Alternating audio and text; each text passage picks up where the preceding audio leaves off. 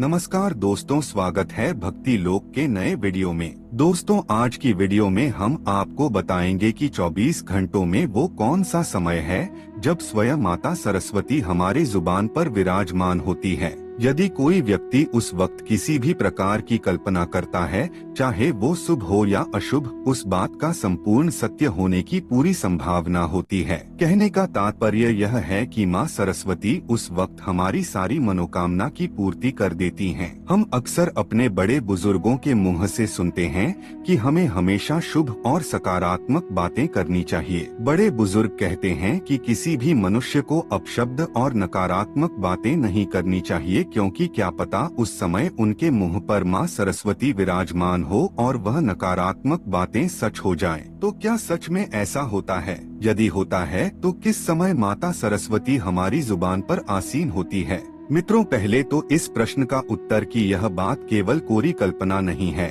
और ऐसा वास्तव में देखा गया है। माँ सरस्वती विद्या, बुद्धि, ज्ञान व विवेक की अधिष्ठात्री देवी हैं। इस अंधकारमय जीवन से इंसान को सही राह पर ले जाने का सारा बीड़ा वीणा वादिनी सरस्वती माँ के कंधों पर ही है। यह देवी मनुष्य समाज को महानतम संपत्ति ज्ञान संपदा प्रदान करती है। पुराणों में माँ सरस्वती को कमल पर बैठा दिखाया जाता है। कीचड़ में खिलने वाले कमल को कीचड़ स्पर्श नहीं कर पाता, इसीलिए कमल पर विराजमान माँ सरस्वती हमें यह संदेश देना चाहती हैं कि हमें चाहे कितने ही दूषित वातावरण में रहना पड़े, परंतु हमें खुद को इस तरह बनाकर रखना चाहिए कि बुराई हम पर प्रभाव न डाल सके। जैसा कि हम सभी जानते हैं, माता सरस्वती बुद्धि, ज्ञान और विवेक की देवी है। वह शब्द की माधुर्य और ज्ञानवती है। वीणा वादिनी सरस्वती ने ही सर्वप्रथम सृष्टि में स्वर भरे हैं। ऐसी मान्यता है कि माता सरस्वती से सर्वप्रथम स्वर की उत्पत्ति हुई और इसी वजह से संसार के सभी नदी, नालों और पक्षियों को आवाज मिली।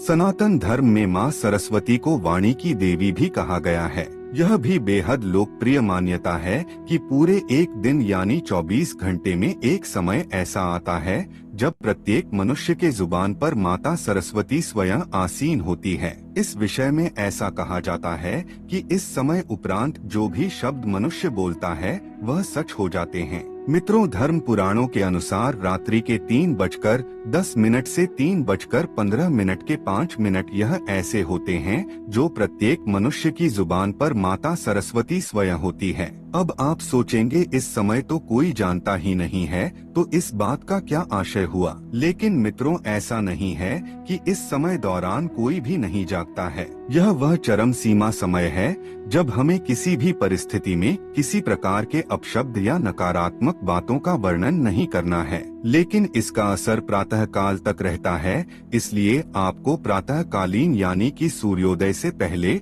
और सूर्योदय के कुछ समय बाद भी किसी प्रकार के एक शब्द या नकारात्मक बातों का वर्णन नहीं करना है। दोस्तों, वैसे तो हमें कभी भी अपशब्द या नकारात्मक बातें नहीं करना चाहिए, पर अगर आप खासकर इस वक्त साफ मन से कुछ अच्छा सोचे और बोले तो माता की कृपा से आपको शुभ समाचार देखने को मिल सकता है। आपके इन अच्छे शब्दों के कारण न सिर्फ आपको भला होगा, अपितु आपके माता पिता, बीवी, बच्चे, पति आदि को भी लाभ मिलेगा। साथ ही मेरी माने तो सुबह सुबह माता सरस्वती की स्तुति या फिर चालीसा जरूर पढ़े, इससे आपको विद्या और सद्बुद्धि भी प्राप्त होगी। धन्यवाद।